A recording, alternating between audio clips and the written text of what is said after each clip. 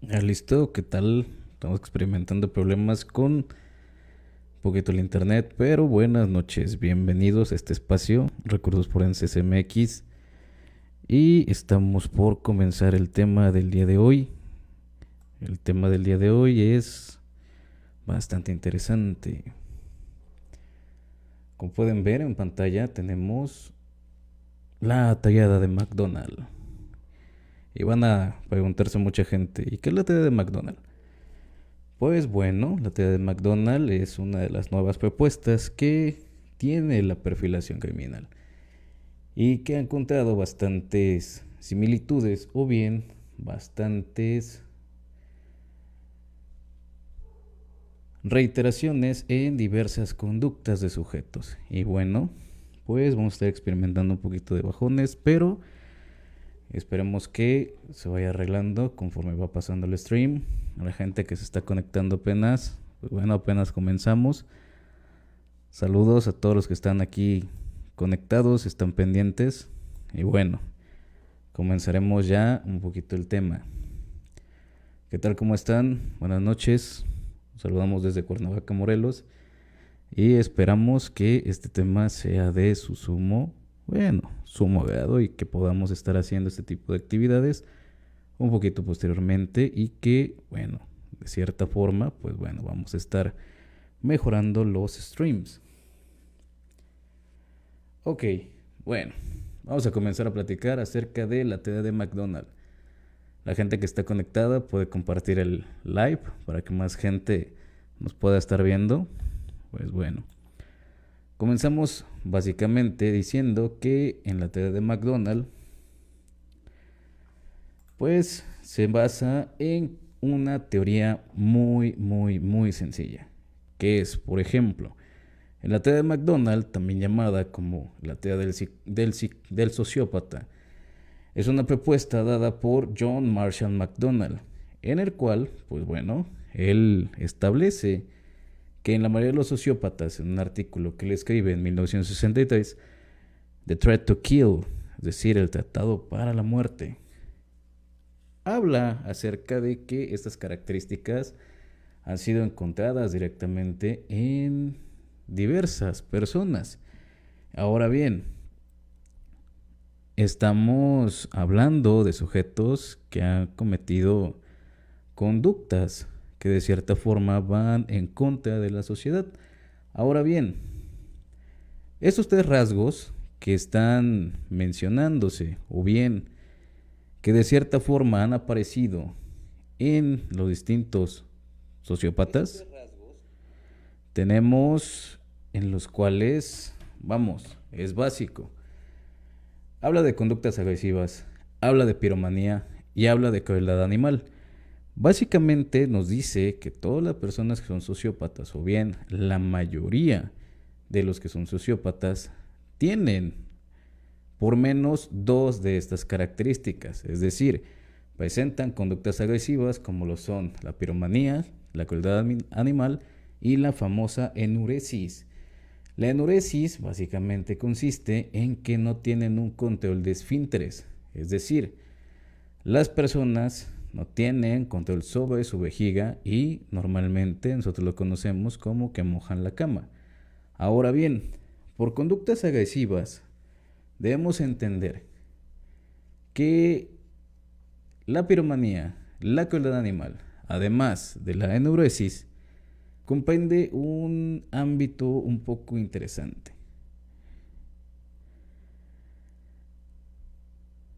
Ahora bien, vamos con este triángulo muy sencillo. La gente que se está apenas conectando, bienvenidos al live.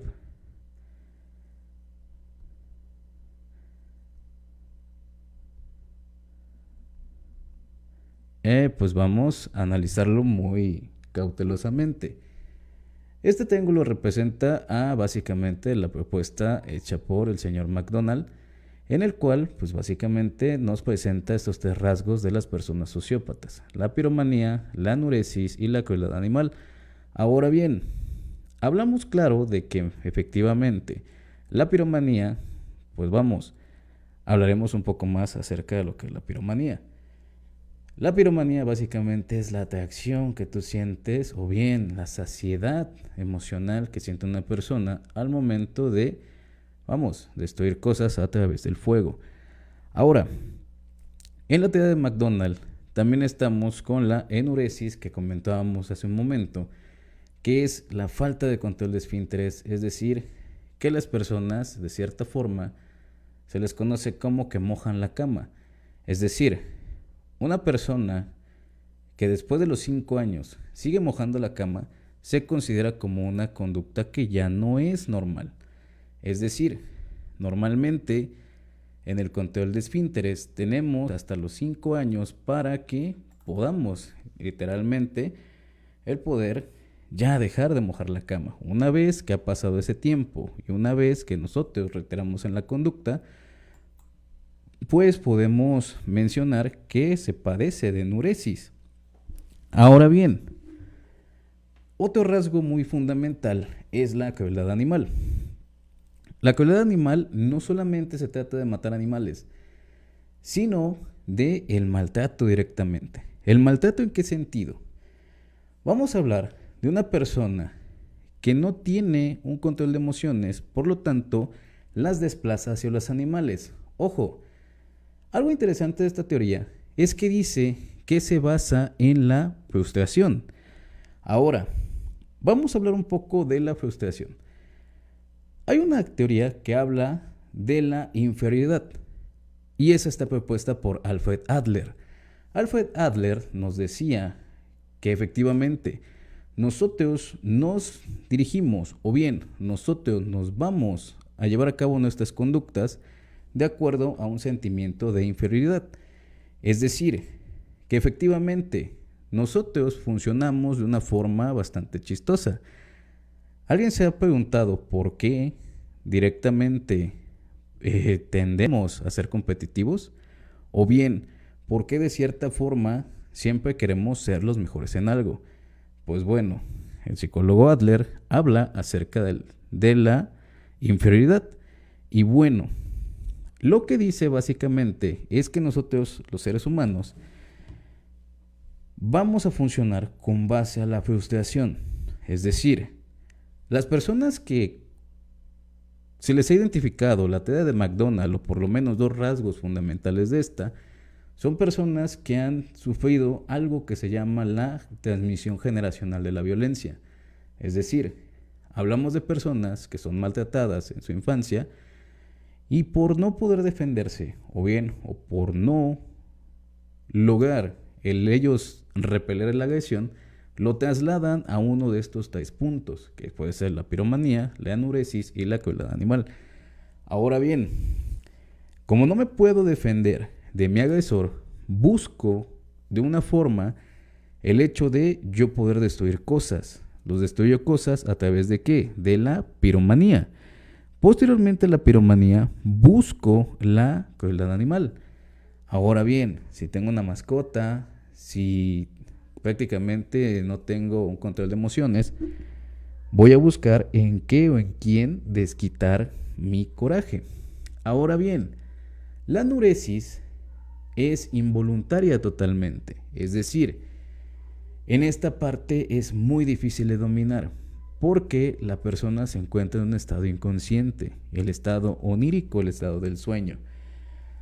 De cierta forma, hablamos de que existen señales de alerta en las cuales puedes darte cuenta o bien se puede dar cuenta previo a la aparición de alguna conducta que efectivamente la gente puede tener un problema de control de emociones. Ahora bien, recientemente estudios como el Dunedin, estudios como tenemos básicamente pues la teoría Gestalt, la teoría humanista, que se hablan sobre una situación que puso de moda Gary Coleman o bien Danny Coleman, que habla acerca de la inteligencia emocional. ¿Cuánta gente de aquí de la audiencia que nos está viendo en esta noche tiene de veras una inteligencia emocional? ¿Qué es una inteligencia emocional? Pues bueno, que tengas el control de tus emociones. De cierta forma, volvemos otra vez a un poco a la teoría de el señor Adler. es decir, el sentimiento de inferioridad.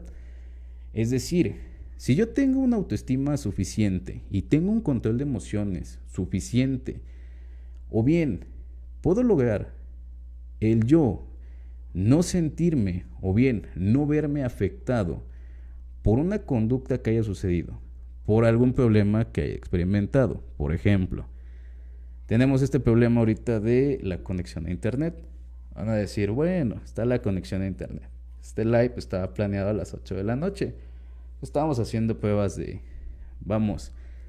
conexión, y pues nos dimos cuenta que el internet de la compañía que estamos contratando, pues básicamente está experimentando dificultades.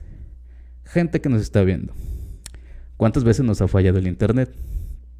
¿Cuántas veces quieres inclusive patear tu módem? ¿Eso pasa? ¿Se resuelve el problema si pateas el módem? Obviamente no se resuelve. ¿Qué es lo más común que hace la gente? Va, se frustra, empieza a decir, ¿sabes qué? El servicio de internet, la situación esta, empiezas a buscar culpables, etcétera, etcétera. Pregunta para todo mundo. Fuera de que trabajes en Easy, fuera de que conozcas cómo se conecta esta situación, ¿podría resolver el problema? No. Pues entonces, ¿para qué te preocupas? Entonces espera un poco más de tiempo. Pasados casi 20 minutos, 25 minutos, volvió la conexión a internet. Bueno, y estamos en este live. ¿Qué otra forma hubiera sucedido? ¿Sabes qué? Retraso el live y lo voy hasta la siguiente semana. Listo, acabo mi complejidad, resuelvo. Pero, ¿cuántas personas realmente operan de esa forma? Otra situación en la cual yo me puedo dar cuenta, si soy impulsivo, es una conducta demasiado cotidiana. Que, pues bueno, todo el mundo tiene un aparato televisor. Espero. ¿Qué pasa cuando comienzan a fallar las baterías? ¿Cuál es la solución? México tiene una forma muy particular de resolver las cosas. Es decir, una persona que está viendo que efectivamente está fallando su control, ¿qué es lo más lógico de hacer? Abres la compuerta de las baterías, verificas que tus baterías aún tengan carga activa y posteriormente, si ya no tienen carga activa, lo que haces es reemplazar las baterías. Eso dice el manual, eso dice la forma de resolver de los técnicos. Ahora bien, ¿qué hace el mexicano? Sencillo, golpea en reiteradas ocasiones el control esperando que funcione.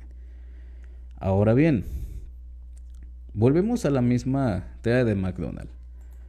En el primer punto que habla la teoría de McDonald, habla acerca de la piromanía. La piromanía es la tendencia de sentir atracción hacia el fuego y producir incendios. Ojo, se ha hipotetizado, es decir, de manera teórica, se habla acerca de que aparece en la niñez y predice una adultez violenta y antisocial. Ojo, de cierta forma, vamos a hablar que conductas que hablan acerca de la piromanía, pues bueno, ¿quién entonces puede ejercer la piromanía? De acuerdo a la teoría de McDonald, a la teoría del señor McDonald, habla acerca de que, bueno, las personas que han sentido frustración, es decir, las personas que de cierta forma han sufrido bullying alguna vez en su vida. Habla acerca de que se genera una ira reprimida. Lo podemos ver muy sencillo, es decir, tenemos una persona que está sufriendo bullying, que está sufriendo de alguna tergiversación hacia su persona y no la puede expresar, o bien no se puede defender de la misma. ¿Qué va a hacer? Va a desplazar su frustración hacia objetos o hacia animales. En este caso habla de la piromanía. Menciona que no solamente es el bullying, sino también puede ser maltrato en la casa, es decir, por parte de sus papás. Habla acerca de que estos niños, como no pueden defenderse, optan por destruir objetos. ¿Cuántas ocasiones las personas resuelven las cosas de esa forma? Algo interesante que hablábamos en diversos foros que nos han invitado a participar era efectivamente esto, que muchas de las personas no tienen una responsabilidad afectiva o bien no tienen un control en su inteligencia emocional y de cierta forma reaccionan impulsivamente. ¿Cuántas veces hemos visto que en relaciones de pareja o bien en relaciones que pues tienen que ver entre un hombre y una mujer o bien independientemente de cómo se configura el canon actual, es tendencioso la persona que está sintiendo una frustración a destruir objetos personales e inclusive está en el violentómetro del IPN, que ustedes lo pueden consultar? Ahora bien, de cierta forma, estas personas adoran la piromanía porque les hace sentir control. Ahora bien, también sienten interés y placer en observar cómo se van avivando las llamas. ¿Por qué? Porque están conscientes del daño que están ocasionando. Es decir, estoy viendo que se quema y una persona normal, nosotros humanos, estamos configurados para observar fuego y que el fuego sea una señal de peligro. Sin embargo, estas personas, vamos, decirse de forma muy gutural, les gusta ver el mundo arder. ¿En qué sentido? Les gusta ver cómo ellos han generado un conflicto y de cierta forma no hacen nada por solucionarlo. Quedan inmóviles y quedan admirando su obra. Ahora bien, la piromanía como tal es uno de los rasgos de la teoría de McDonald. Ojo, vamos por el segundo punto. La crueldad animal. Esto es algo más común de lo que, se podría imaginar. De cierta forma, hablamos de el torturar y matar animales, dado que no pueden atacar a sus padres o compañeros, desplazan la pulsión de agresión hacia animales indefensos, que puede consistir en mutilaciones, maltrato o inclusive matarlos. Ojo, de cierta forma, hablamos del maltrato animal, que es muy renuente en los sociópatas. Ojo, volvemos a hablar acerca de la teoría del señor Adler, el sentimiento de inferioridad. Es decir, vas a decir, oye, y entonces Adler habla acerca de que todo el tiempo me tengo que sentir inferior. Pues de cierta forma sí, porque vas a trasladar esa frustración hacia un objeto o un animal. En este caso, segundo punto, ya no es la piromanía que se encarga de destruir objetos, ya se trata de atentar contra seres vivos. Ahora bien, estas conductas aparecen completamente en la infancia. Hablan acerca de que, si ya está haciendo cruel con los animales en su infancia, ya le perdió el miedo a lastimar a las personas. O bien, a lastimar a un ser vivo. ¿Quién te garantiza que esa persona que no puede cuidar de un animal indefenso o bien que está maltratando a un animal indefenso posteriormente no lo va a hacer con una persona en un futuro? O bien puede ejercerlo a la par de que está maltratando también a los demás. Ahora bien, como no pueden ellos atacar hacia las personas que le están provocando daños, de cierta forma, el ellos hacerlo hacia los animales nos habla acerca de que, esa represión y ese sentimiento de inferioridad lo están transmitiendo en forma de violencia. Ahora bien, maltratar animales les hace sentir que controlan la situación y que, algo que no tienen cuando les maltratan a ellos. Es decir, hablamos de otro concepto, la transmisión de la violencia. Es decir, mucha gente se pregunta, ¿a poco sí es cierto eso de que la víctima posteriormente se convierte en victimario? Vamos a contestarlo de una forma sencilla. En la mayoría de los casos, pero no es la constante. Vamos a hablar de esto. Si vamos a hablar de mayoría, vamos a hablar de que no estamos incluyendo a toda la esfera, sino que de cierta forma yo estoy recibiendo un maltrato y posteriormente yo lo voy a reflejar. Lo voy a reflejar en alguna conducta que yo pueda ejercer. ¿Va que va? Es sencillo. Si yo estoy mencionando o bien estoy transmitiendo la violencia que una vez yo sufrí, lo voy a hacer no a través de mi canal consciente, sino lo voy a hacer a través de mi canal inconsciente. ¿Cómo? Entonces, todo lo que yo haya sufrido en mi infancia, ¿algún día se va a reflejar en mi adultez? De cierta forma, sí. ¿Por qué? Porque vas a estar buscando el romper patrones o bien el continuar con el mismo patrón. Decía una buena amiga, tienes dos decisiones, el sí o el no. Sin embargo, va un poquito más allá de. Ahora bien, un tercer punto que habla acerca de esta teoría de McDonald es la enuresis. La enuresis, vamos a hablar de una micción no intencionada, que se da después de los 5 años y se está durmiendo. Es decir, sí, amiguito, el control de esfínteres se da hasta los 5 años. Si una vez que tienes más edad y sigue orinando en la cama, de cierta forma, esta persona está sintiendo ansiedad o bien algo está perturbando su ser. Vamos a hablar de que una persona, un niño específicamente, que sufre de enuresis y tiene más de 5 años, estamos hablando de la segunda infancia que habla cerca de los 6 hasta los 12 años, es porque ese niño no está viviendo en un ambiente tranquilo. Es decir, está expuesto a diferentes factores en los cuales, pues bueno, la persona de cierta forma está experimentando cosas que él a su edad no debería de experimentar. ¿Cómo? Sencillo. Encontramos muy normal, o bien de manera común, la enuresis en niños maltratados. Niños con mamás demasiado estrictas, papás demasiado estrictos, o bien niños que perciben la violencia que se ejerce en el hogar, aunque el niño no sea directamente objeto de la violencia. Ojo aquí, papás. Algo interesante de esto es que esta plataforma está intencionada no solamente para hablar con la gente que se dedica al medio, es decir, no vamos a tener un público privativo de peritos, sino que vamos a hablar acerca de un poquito de temas que nos puedan ayudar también en la formación de nuestros hijos, en nuestra formación personal y en temas. Ahora, la enuresis es un claro símbolo, o bien es un claro signo de un niño que está viendo violencia intrafamiliar. A pesar de que aquí en México dicen, enfrente del niño no vamos a pelear para que el niño no se dé cuenta. Oigan, papás, pues para el niño que no se dé cuenta, pues tendría que vivir en otra casa, ¿no? Porque el niño se da cuenta.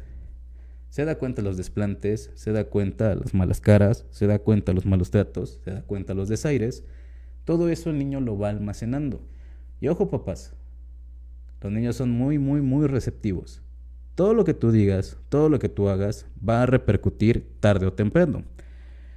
Y más temprano que tarde, papá.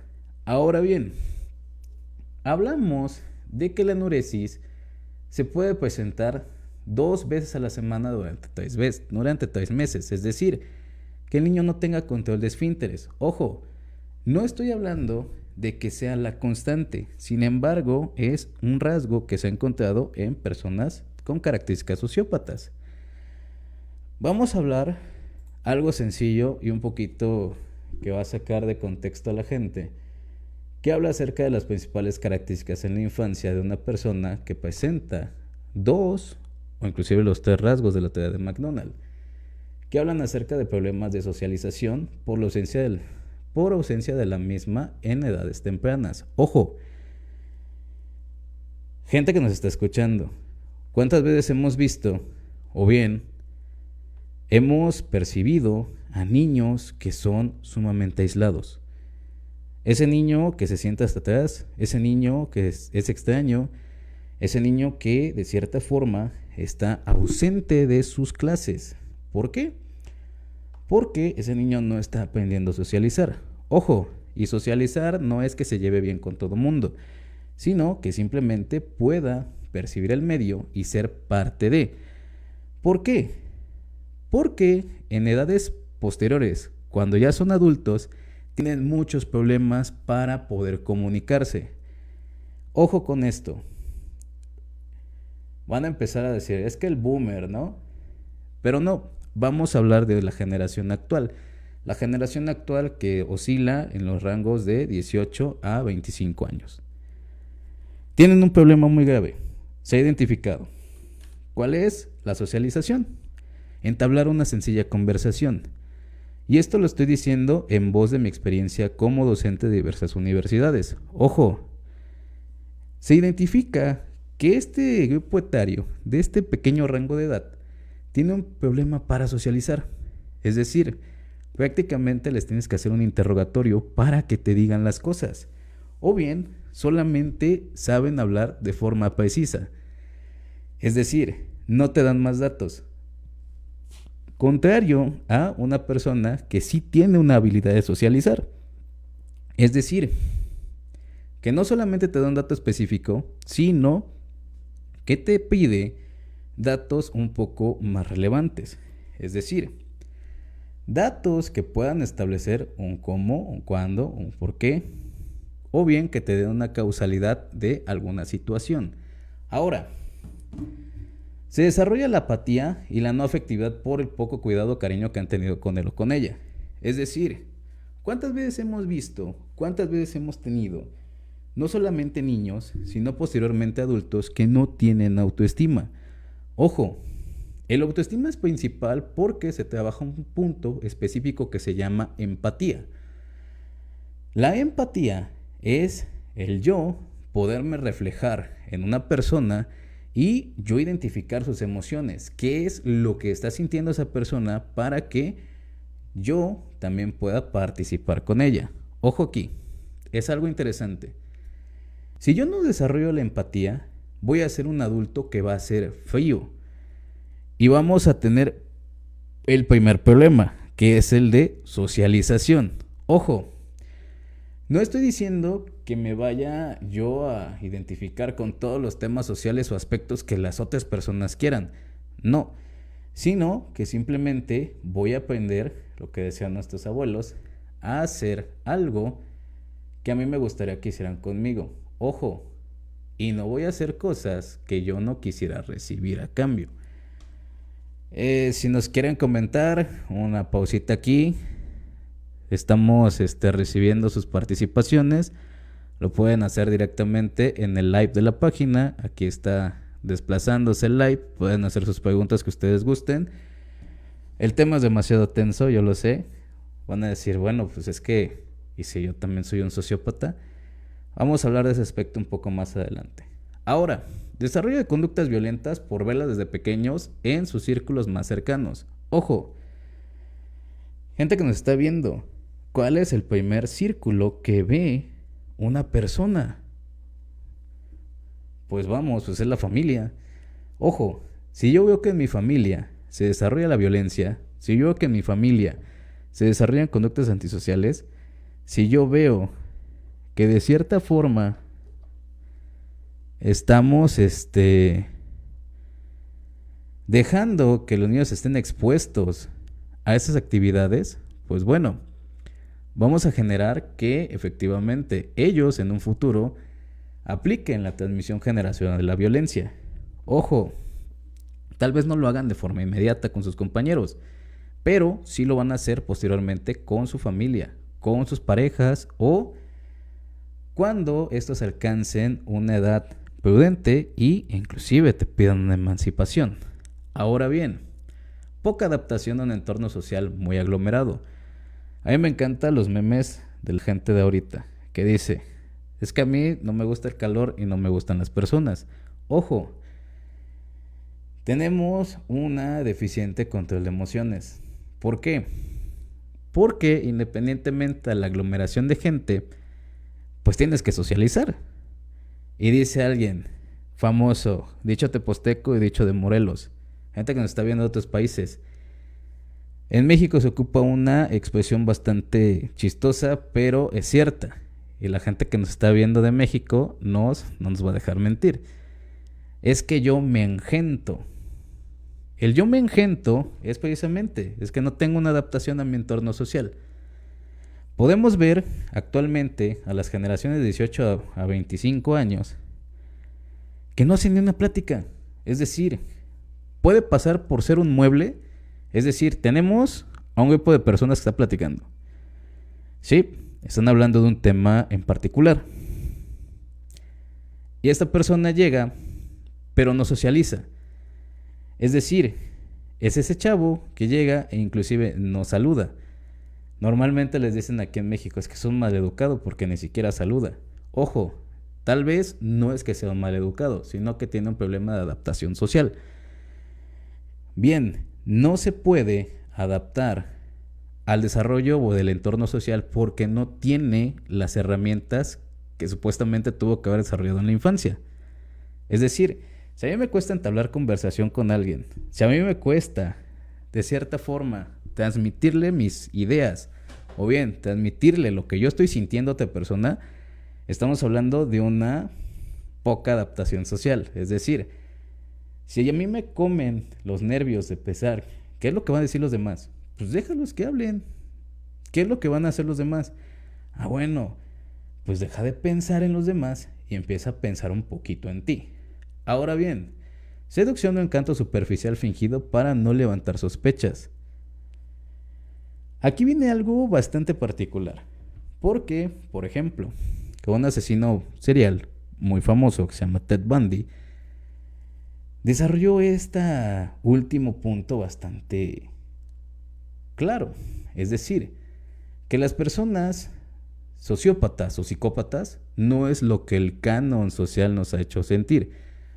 Es decir, un psicópata o un sociópata no es aquel que carga un cuchillo a donde sea, o bien se va vistiendo de algún personaje que éste le guste para ir a lastimar a las demás personas. No, un sociópata, un psicópata es como usted y como yo. Son estructurados o desestructurados.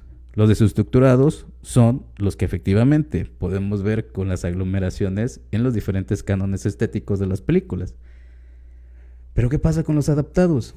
Los adaptados desarrollan este último punto, la seducción y el encanto superficial. ¿Alguna vez han conocido a una persona que es demasiado irresistible? ¿Que es demasiado perfecta como para poder ser normal? Ojo, muchas de estas situaciones, o bien este desarrollo de control de emociones, se da de una forma muy común, es decir, un sociópata adaptado, el cual te va a hacer sentir que es empático contigo, el cual te va a hacer sentir que está de acuerdo contigo, o inclusive vas a decir es que es la persona ideal. Ojo, si es demasiado normal, no puede ser verdad. Es decir, a menos que sea Camilo, claro, efectivamente, Camilo es demasiado bien adaptado y pues es un amor de persona, es el único que sí, ¿no? Para la gente que no sabe quién es Camilo, pues bueno, los invito a ponerse en actualidad. Y bueno, hablamos de que estas personas, de cierta forma, pasan desapercibidas en nuestra sociedad. Están tan bien adaptadas que no lo podemos notar. Ojo, hay gente que piensa que la labor del criminólogo, la labor del psicólogo forense, la labor del psiquiatra forense, es tratar con gente que está maniatada con camisas de fuerza, o bien que está perdiendo la razón, o que está en peor de al borde de la locura, cuando no es así. Prácticamente entrevistas a una persona face to face, cara a cara, la cual pues, es normal. No, señores, no está pintado. No, señores, no tiene cortadas en la cara. Es una persona normal, que tiene rasgos característicos de su lenguaje corporal y rasgos característicos de su sistema de creencias que lo hace ser divergente a lo que realmente podemos considerar como normal. Ojo, lo bueno, lo malo, lo normal o lo anormal, ¿quién lo dicta? ¿Nosotros? ¿La sociedad? Sí, efectivamente, lo dicta la sociedad, no lo dicta una ley, no lo dicta algo tal cual. Ojo, algo interesante que deben de aprender y que espero que esto se lo lleven así, es que la moral, lo bueno, lo malo, lo legal o lo ilegal, lo dicta una sociedad. Cualquier persona que vaya en contra de ese acuerdo social, como lo decía Rousseau, el contrato social, que ha generado un sistema de leyes, un sistema de reglas, un sistema de creencias, un sistema, vamos, de moral, lo vamos a considerar como atípico o anormal. Entonces, debemos aprender a no solamente ver a nuestro mundo de forma parcial. Es decir, ¿cómo de forma parcial? Normalmente parcializamos nuestras opiniones. Sin embargo, algo interesante que se ha estado descubriendo es que las esferas sociales no son las mismas en el mundo. No son las mismas en todos lados. Es decir, para lo que a nosotros México se nos hace normal, para gente de Europa no lo es. Para gente de África no lo es. Para gente de Asia tampoco lo es. Un claro ejemplo de esto, vamos a hablar un poquito de la sociedad y la moralidad, es que tenemos en México una costumbre muy bonita a nuestros ojos, que se llama Día de Muertos. ¿Alguien de aquí ha celebrado el Día de Muertos? Pues vamos a poner en contexto esto. El Día de Muertos en Europa lo ven como un culto a lo oscuro, a lo satánico, a lo que es amoral, a lo que es inmoral e inclusive que va en contra de la ley. Ojo, en Europa no tienen este contacto tan cercano con la muerte. Sin embargo, en México lo vemos como una celebración normal y que cada 2 de noviembre y 1 de noviembre tenemos nuestra celebración. Y esto lo vemos de una forma normal, cuando en otros países o en otros continentes lo ven como anormal. Ojo, entonces, ¿cómo podemos identificar a personas que están adaptadas o no están adaptadas? Por cuestiones que van a salir a lo largo del tiempo. Ojo, a mí me encanta la gente que hace, por ejemplo, recientemente hicieron un test de Facebook, ¿no? Que decía, ¿quieres saber si eres un psicópata? ¿Quieres saber si eres un sociópata? Y la gente lo hacía, ¿no? Y varias de las preguntas decían, enfocadas hacia un color, enfocadas hacia una conducta, enfocadas hacia algo en particular que hacía especial a la persona. Ojo, gente que le gusta mucho hacer test de Facebook. Normalmente esas cosas están hechas para el robo de datos. No vas a saber con un test de Facebook si eres un psicópata, si eres un sociópata, o si de cierta forma estás a punto de cometer una conducta antisocial. No, señores, de esa forma no. Igual que las personas que se autodiagnostican, me encantan. ¿Vas al psicólogo? Sí, me dijo que soy bipolar. ¿Quién es tu psicólogo? Yo. Me dijo que tengo que salir y irme a Acapulco a viajar.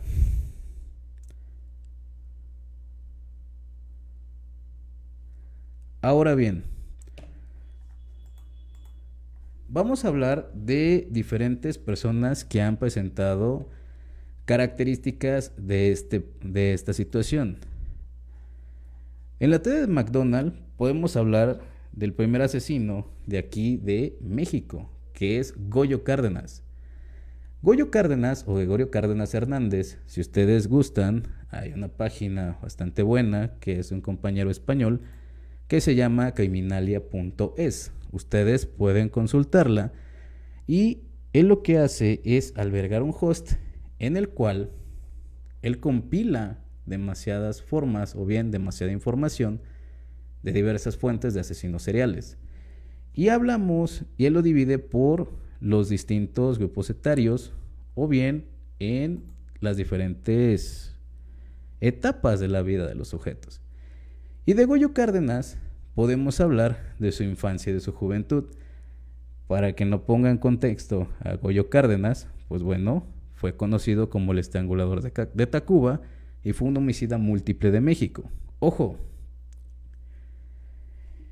esta persona en su infancia y su juventud habla acerca de que presenta comportamiento anormal desde niño, especialmente crueldad hacia los animales y dificultades para controlar su esfínter, es decir, enuresis.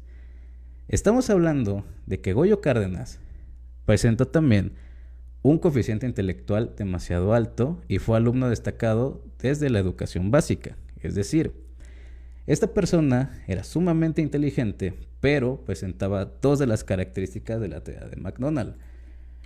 Vamos a poner otra vez nuestro triangulito sencillo. Gregorio Cárdenas presenta crueldad hacia los animales y presenta también enuresis. Sin embargo, no presenta piromanía. La teoría de McDonald habla de que estas personas presentan dos o más de estas características. Si yo presento una, no estoy siendo tendiente a ser un sociópata o un psicópata. Eso que quede muy claro. Porque mucha gente dice, igual que la clasificación de las víctimas, igual que la clasificación de los delincuentes cuando se da la primera vez en criminología, empiezan a generar empatía o bien se identifican con los perfiles criminales. No lo hagan. Ahora bien, podemos hablar también de Richard Kuklinski. Richard Kuklinski también juega un papel fundamental aquí en los asesinos seriales. ¿Quién fue Richard Kuklinski? Si ustedes quieren ver su documental en YouTube, lo pueden encontrar como El Hombre de Hielo, el Iceman. Esta persona era un sicario que prácticamente fungió tal cual como murder o como assassin, ¿no? Él lo dice así, assassin, sicario. Y dice, le enorgullece, vamos, el hecho de cometer estas actividades. Vamos a hablar de que Kuklinski vivió una infancia demasiado violenta. Una infancia en la cual prácticamente ejercía violencia hacia los animales y tenía piromanía. E inclusive a veces las combinaba. La piromanía con la crueldad animal. Lo menciona en su biografía. Prácticamente él lo que hacía era que tenía uno de estos calentadores de leña, y habla que en una ocasión, pues prácticamente con un gato pequeño, lo arroja adentro del calentador y enciende el calentador. Y solamente lo hizo para ver cuánto tiempo duraba el gato quemándose. Es decir, en cuánto tiempo el gato perdía la conciencia y comenzaba a quemarse. Ese fue un experimento de Kuklinski de niño. Ojo, Kuklinski tuvo un papá demasiado violento con él. Demasiado violento en el sentido de que, bueno, lo golpeaba, lo maltrataba, lo flagelaba y su mamá no lo podía defender. Su mamá inclusive estaba de acuerdo con diferentes conductas que aplicaba su papá. ¿Qué es lo que fue haciendo? Que Kuklinski no sintiera empatía con los demás. Kuklinski no generaría de cierta forma este control de emociones y lo iría a orillar hacia conductas que eran desviadas. En este caso, le dicen al hombre de hielo porque no siente nada. Tiene otro factor y ese factor es biológico. Tienes una persona que es piromana, tienes una persona que es con los animales, pero Kuklinski tiene algo especial, que nace con una predisposición genética que se llama alexitimia. Ojo, la alexitimia, contrario a lo que un poquito se está normalizando, que habla acerca de que no es normal el poder expresar emociones, habla de que él genéticamente es imposible que sienta miedo, porque no nace con la hormona del miedo. Entonces, esta persona solamente vive con adrenalina en el cerebro. Y lo que hacía era que efectivamente esa persona, al momento de que generaba un conflicto, él no lo resolvía de una forma pacífica. Él no lo resolvía hablando. Él solamente ejecutaba a la persona que le caía mal, o bien que no le generaba empatía. Se deshacía del problema y se iba de ahí. Y no corría, no escapaba a gran velocidad, no. Él simplemente continuaba caminando y dejaba completamente, pues vamos, no sentía nada. Ojo con esta parte. Otro de los que vamos a citar es a Aileen Wuornos. No sé si alguien ha leído acerca de Aileen Wuornos. La famosa Mujer Araña, hay un especial en Netflix de Aileen Wuornos. Y bueno, ella también presenta dos de las características de la TDA de McDonald, que habla acerca de la de enuresis y la crueldad animal. Pero hay algo especial con ella, que es una de las pocas personas psicópatas que se ha estudiado que presenta los tres tipos de violencia que maneja la TDA de McDonald. Es decir, podemos analizar a la mayoría de asesinos seriales, a la mayoría de personas destacadas que han cometido homicidios, e inclusive podemos analizar figuras muy controversiales como son las locales. Empezamos con Goyo Cárdenas. Otro asunto que se está manifestando, o bien de cierta forma podemos mencionar, es el caso de la Mataviejitas, Juana Barraza Samperio. Si ustedes quieren profundizar acerca de la Mataviejitas, yo les recomiendo un libro bastante bueno. Se llama El nudo del silencio. Está escrito por Martín Gabriel Barrón Cruz, que en paz descanse. Pero él hace todo el profiling acerca de la Mataviejitas. Establece que tiene un conflicto con la figura materna porque su mamá era demasiado estricta, demasiado dura con ella. Ahora bien, la persona, la Mataviejitas, en El nudo del silencio, precisamente habla el maestro Martín, que sufrió también enuresis y presentaba crueldad animal, que posteriormente la representaría en los demasiados delitos violentos que se cometieron. Es decir, si alguien está al tanto de las noticias, gente que nos está viendo, pues bueno, Juana Barraza Samperio fue una figura sumamente emblemática en los delincuentes seriales de aquí de México. Ahora, opiniones, gente, los leo. ¿Dudas que tengan de los temas? Está interesante. Una propuesta nueva, la TDA de McDonald. Relativamente nueva porque, pues básicamente pasa como en todas las situaciones. Estamos gobernados o estamos enfocados hacia teorías que se han tropicalizado. Vamos a hablar de esto muy parcialmente. Hace tiempo tuve la oportunidad de hablar con varios de los representantes de aquí de la criminología en México y hablaban de que la criminología en México no tiene más que un fin educativo. Es decir, que el fin de la criminología en México no era generar perfiles criminales, sino era simplemente el fin de la docencia.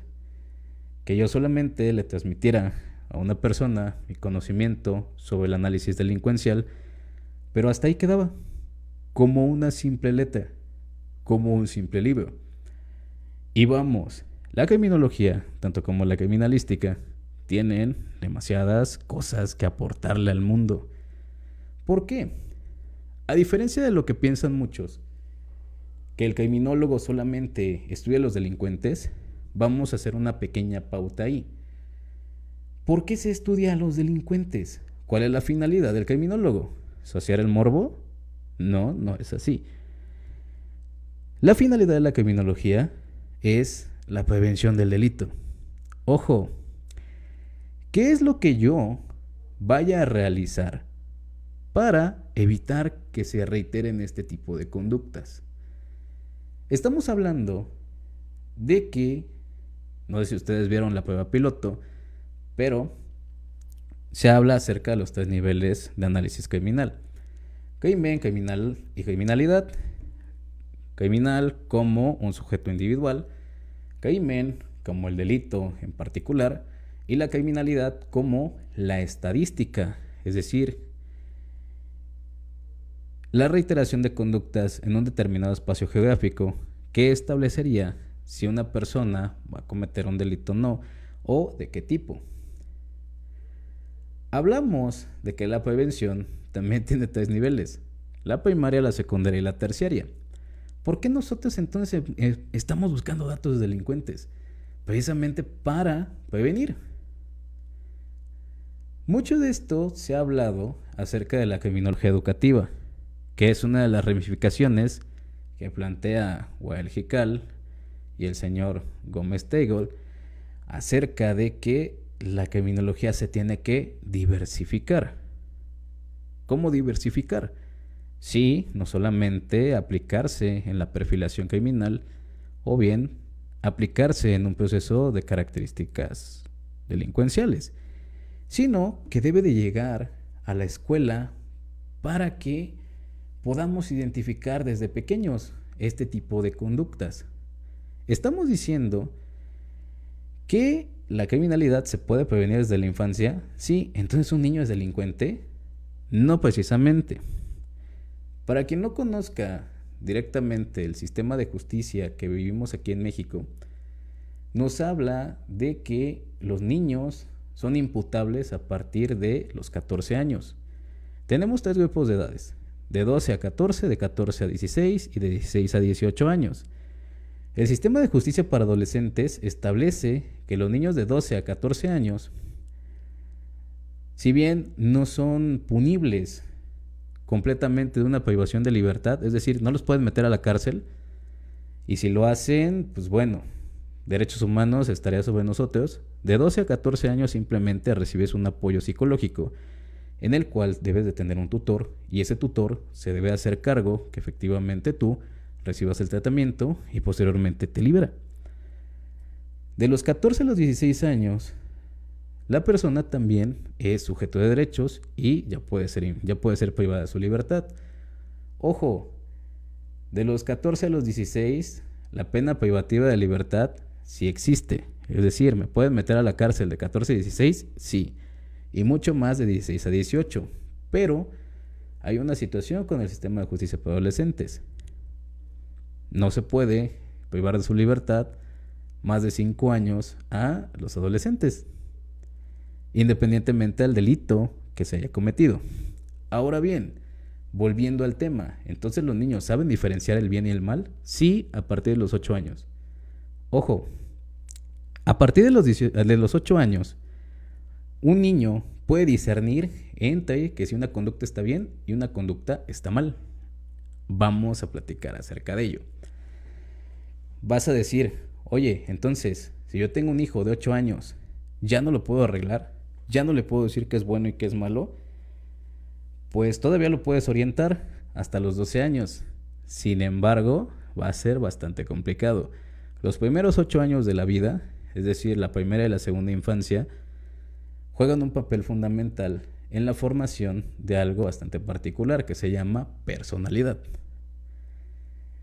Si la persona está presentando alguno de estas características que estamos hablando de la teoría de McDonald, ¿estamos a tiempo para todavía hacer algo? Sí, pero va a ser con ayuda de pedagogos y psicopedagogos. Hay una propuesta bastante interesante que se dio por Feigetowski y que posteriormente hay muchas líneas de investigación que están hablando acerca de esto, de la psicopedagogía forense, que se enfocan directamente al análisis de niños o al análisis de sujetos que puedan presentar una conducta criminal en su adolescencia o bien en su adultez, y que de cierta forma se pueden tratar antes de que cometan alguna conducta delictiva. Ojo, si la finalidad de la criminología es la prevención, la psicopedagogía forense o bien la psicopedagogía puede ser una llave bastante fundamental en esta aplicación. Vamos a hablar de esto. ¿Por qué?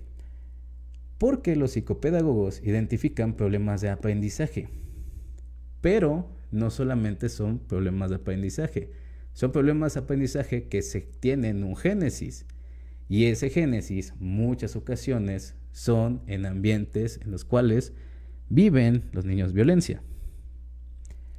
O bien la famosa falta de oportunidades, la desigualdad social de México o la desigualdad social de los países. hablábamos en un live anterior, que no es lo mismo una persona que está creciendo en un ambiente social en el cual existe solvencia económica, en el cual no existe violencia intrafamiliar, en el cual existe una familia estructurada y en el cual no hay agresión hacia el menor. Va a vivir la infancia ideal, es decir, la infancia en la cual va a desarrollar sus capacidades, va a poder tener un pensamiento abstracto, un pensamiento crítico, y no le va a preocupar cosas como lo son el trabajar, como lo son el soportar violencia, como lo son los maltratos, o bien, inclusive, esta esfera de desigualdad que dicen que en México no existe, sin embargo, lo estamos viendo más claramente a diario y con esta pandemia sumamente más, en los cuales los contrastes sociales son, abismos de un escalafón a otro. Vamos a hablar de que no solamente en el grupo social en el cual existan estas carencias o existan este tipo de actividades se va a desarrollar la delincuencia, porque también existen conductas que se desarrollan por la madre de todos los vicios, que es el ocio. Afortunada o desafortunadamente, las generaciones actuales la tienen enfocada hacia conductas que, desaprovechan o bien no explotan todas las capacidades de los sujetos. Como lo son estar jugando Free Fire, estar jugando Call of Duty y entre más. Estamos viviendo una época en la cual las generaciones nuevas tienen en su mano el mundo y sin embargo te preguntan cosas que pueden resolver con su celular. Es decir, cuando nosotros, generación que está de 25, de 30 años en adelante, ¿cuándo íbamos a encontrar que tuviéramos un GPS en las manos?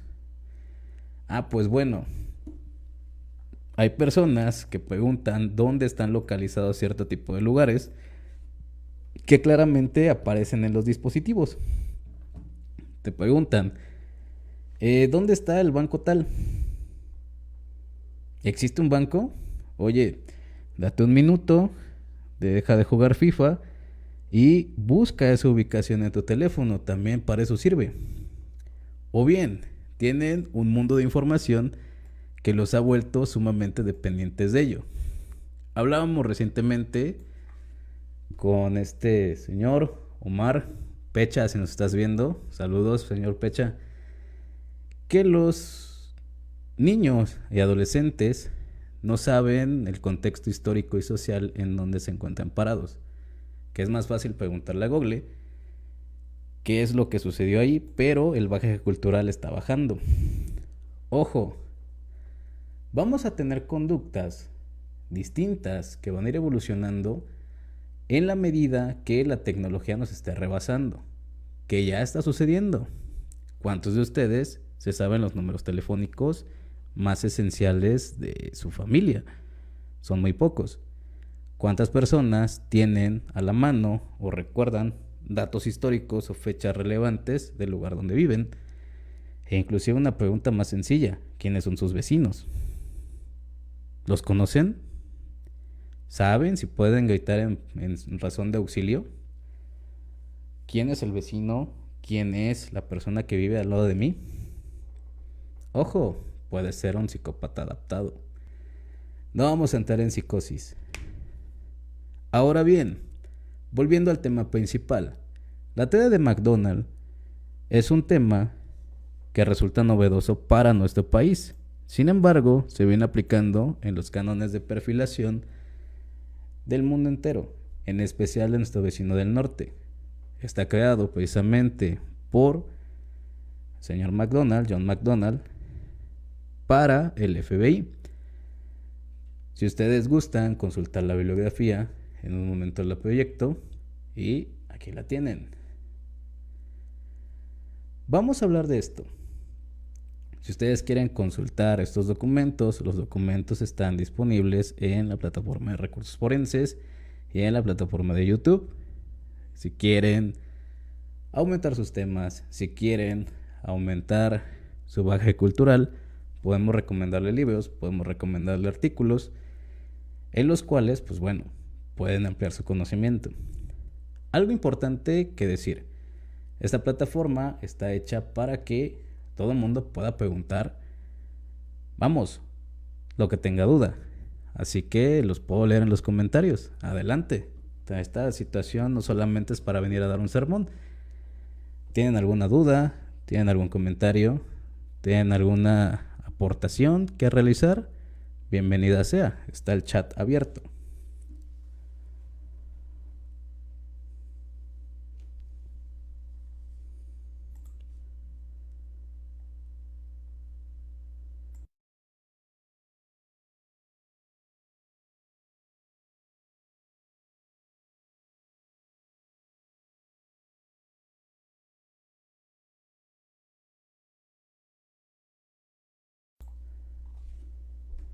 Nos preguntaban ayer, entonces, ¿es posible diagnosticar a una persona simplemente con el hecho de verla? No. Simplemente puedes descifrar su lenguaje corporal. Algo interesante. Decían, ¿el criminólogo qué hace? El criminólogo funciona de muchas formas. La principal es prevenir el delito. Ahora bien, vamos a estar en continuidad haciendo este tipo de streams, haciendo este tipo de lives. El día de hoy tuvimos dificultades técnicas, sin embargo, no pasa nada, aquí estamos. Y pues bueno, si desean ampliar el conocimiento, los materiales que se están proyectando en pantalla van a estar en Recursos Forenses para que ustedes lo puedan realizar. Amigos profesionistas que nos están viendo, también un saludo para ustedes. Están invitados a trabajar en este proyecto o bien a participar con una entrevista, una pequeña plática de no más de una hora, en la cual también puedan expresarse y que de cierta forma demos a conocer, vamos, los servicios que hay. Y pues bueno, señores, yo soy Marcos Francisco Cruz Salgado. Mucha gente me conoce, mucha gente que no, pero estoy al mando de Recursos Forenses. Bienvenida a la gente al proyecto. Este proyecto es para ustedes. Y vamos, no solamente vamos a hacer comunidad con la gente que se dedica al medio. Si tú estás interesado en los temas y no eres parte del medio, también eres bienvenido a la comunidad. Porque Jiménez de Azúa lo decía, vamos a citar a mi amigo Cervantes: no hagas que el pueblo no te entienda. Es decir, todo mundo tiene acceso a la información y este espacio es precisamente para hacerlo de manera tácita. No vamos a meterle fantasía. No somos CSI, no vamos a perfilar simplemente con ver a una persona. Simplemente este espacio está creado para que podamos convivir, podamos coexistir. Y si tú, amigo profesionista, estás interesado en participar, bienvenido sea. Nos pregunta Carmen Kransalov: ¿se puede enfocar la teoría de las ventanas rotas con la teoría de McDonald? De cierta forma, vamos a hablar de que la teoría de las ventanas rotas habla acerca de la continuidad de la criminalidad. Es decir, tenemos que en la teoría de las ventanas rotas hablaba de un experimento que se hace en el Bronx y en un barrio rico de Estados Unidos. En el Bronx estacionan un vehículo en un barrio que es peligroso de Nueva York, y al siguiente día pues está completamente desvalijado. No tiene llantas, no tiene... Inclusive el motor lo desvalijan, rompen las ventanas, y es el mismo ejemplo que lo hacen con un edificio que está en buen estado y que está en mal estado. Sin embargo, en el barrio rico dejan el mismo vehículo y lo cuidan. Sin embargo, pasa un factor bastante fundamental. Como ven que no avanza el experimento, rompen una ventana. ¿Y qué creen? En el barrio rico, inclusive, que es el barrio rico, comienzan a desvalijar el vehículo. Esto nos habla que los índices de pobreza o marginación tienen relación con la conducta delictiva que se desarrolle, sin embargo, no es fundamental. Ojo, ¿se puede enfocar la ventana rota con McDonald? Vamos a hablar de que un poquito esto de la ventana rota se refiere más a un contexto social. Sin embargo, McDonald's se refiere un poco más individual. Es decir, la parte de la ventana rota se refiere directamente a un ambiente social, mientras que la teoría de McDonald's se refiere más individual. Podría entrar, pero hablamos de la compulsión de conductas, es decir, el reprimir o no las conductas delictivas, o bien las famosas pulsiones a delinquir. ¿Sí resolví su duda, señorita Carmen? ¿Alguien más? Está abierto, de verdad, el chat. Tardo 10 segundos en verlo, pero sí lo veo.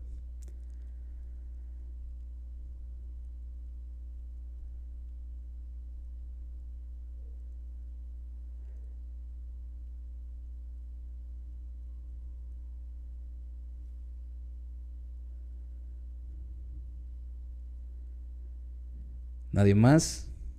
No me fui, me quedé aquí.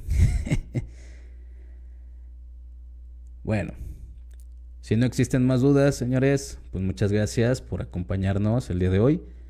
Hoy es 7 de abril de 2021. Este es su espacio, Recursos Forenses, su servidor, Marcos Francisco Cruz Salgado. Pueden encontrarme en mis redes sociales como Recursos Forenses MX o bien en mi perfil personal, Francisco Cruz. Estamos subiendo las actualizaciones y si quieres formar parte del equipo de Recursos Forenses, bienvenido seas en participar en este proyecto que va iniciando y que de cierta forma este espacio está creado para ti, para ustedes, para todos. Muy buenas noches, tengan todos. Gracias por esperar. Esperamos que el siguiente miércoles ya arranquemos a las 8 de la noche y tengan una excelente noche. Gracias por este espacio. Muy amables.